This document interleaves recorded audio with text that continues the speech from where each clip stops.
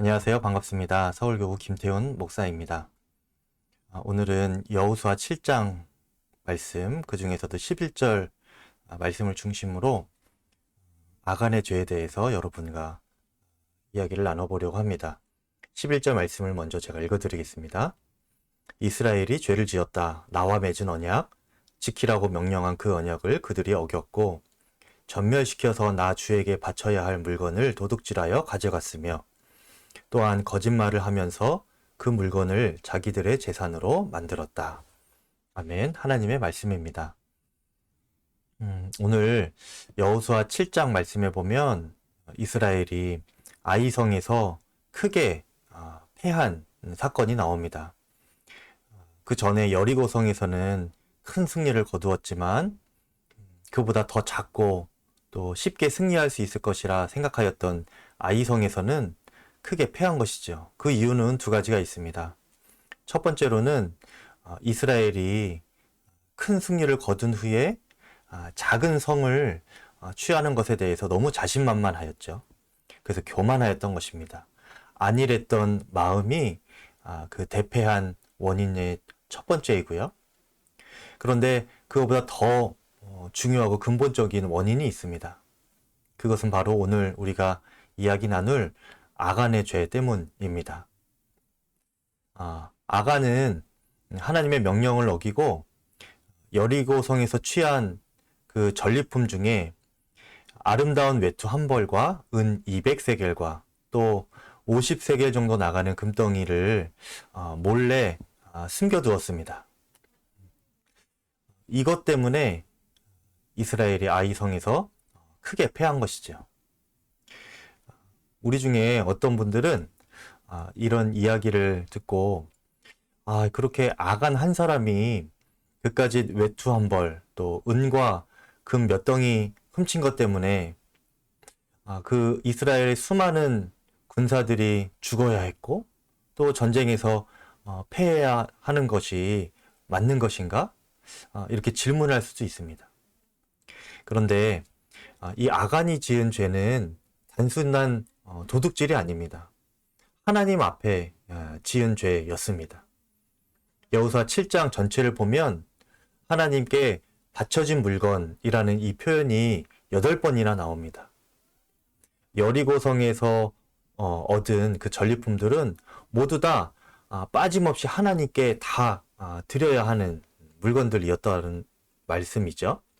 그런데 그 중에서 아간이 외투와 금은 몇 덩이를 이렇게 취한 것입니다. 이 정도는 내가 가져도 되겠지 하였던 마음 때문이었고요.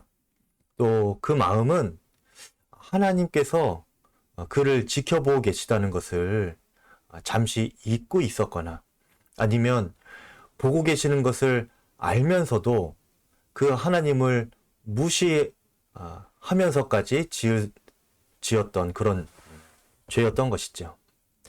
무엇이 되든지 간에 아간이 그렇게 도둑질하고 숨긴 것을 숨기지 않았다고 거짓말했던 그 죄들은 하나님의 거룩함을 훼손한 그 큰 죄였던 것입니다. 신약 성경 사도행전에 보면 이와 비슷한 죄를 지은 사람이 나오죠. 사람들인데요. 바로 아나니아와 삽비라 부부입니다. 그들은 그들의 가진 땅을 다 전재산을 다 팔아서 주님께 드렸습니다 라고 말하였지만 사실은 그 절반 정도는 따로 숨겨놓고 사람들에게는 우리가 모든 것을 다 팔아서 하나님 앞에 드렸습니다 이렇게 거짓말을 하였죠. 여러분 이 아나니아와 삽비라가 그렇게 재산을 따로 챙겼다 그리고 거짓말했다. 이것 자체가 그렇게 죽을 죄입니까? 그렇게만 따지면 억울할 수도 있는 것이죠. 하지만 이 아간이나 또 사도행전의 아나니아 삽비라나 그 죄를 짓기 전에 또 죄를 짓는 그 순간의 상황이 다른 이들과는 전혀 다릅니다. 무엇인가 하면 이 아간이나 아나니아와 삽비라 모두가 그 당시에 하나님의 크고 놀라운 역사 한복판에 있었다는 것입니다. 성령의 충만한 역사 가운데 있었고 그것을 몸으로 경험했던 사람들이죠. 하나님의 임재하심, 하나님의 전능하심을 그 누구보다도 잘 알았던 장본인들이었습니다. 그런데 그런 그들이 하나님의 것을 취하고 또 자신들이 취하지 않았다 거짓말까지 하게 되는 것은 하나님을 모욕하는 일이고 하나님의 거룩함을 훼손하는 것이죠. 하나님 앞에 하나님께 지은 큰 죄였던 것입니다. 이것이 오늘 아간이 지었던 죄의 심각성입니다.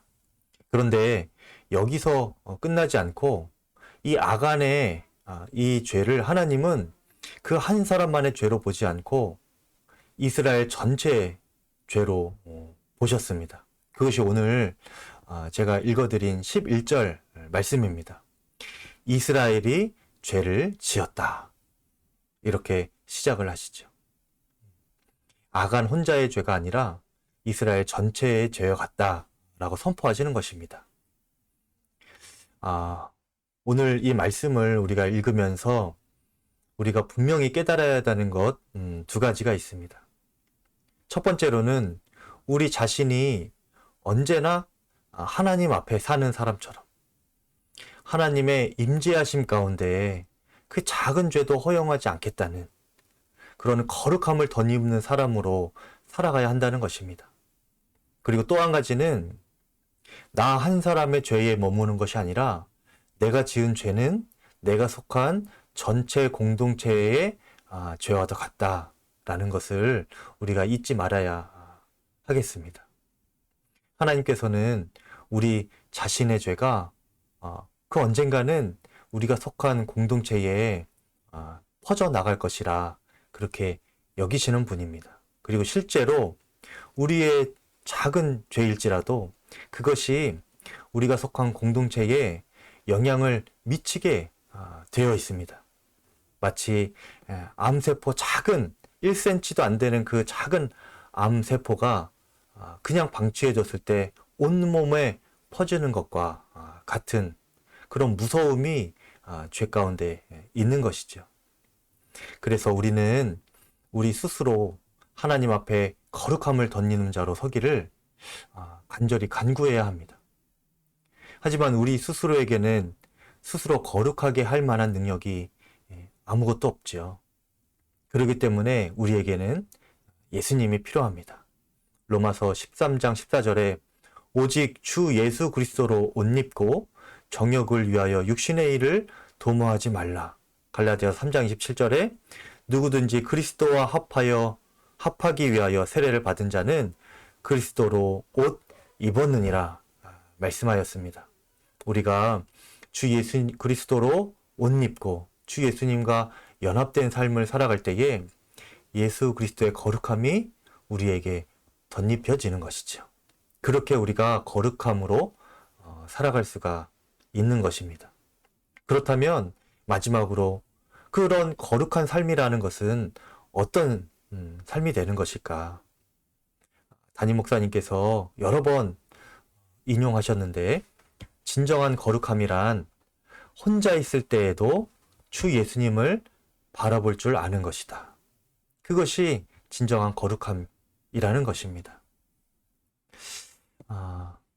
어디서나 예수님을 바라볼 수 있는 사람, 그리고 언제나 나는 죽고 예수로 살아갈 수 있는 사람, 그 사람이 거룩한 사람이 되어지는 것입니다.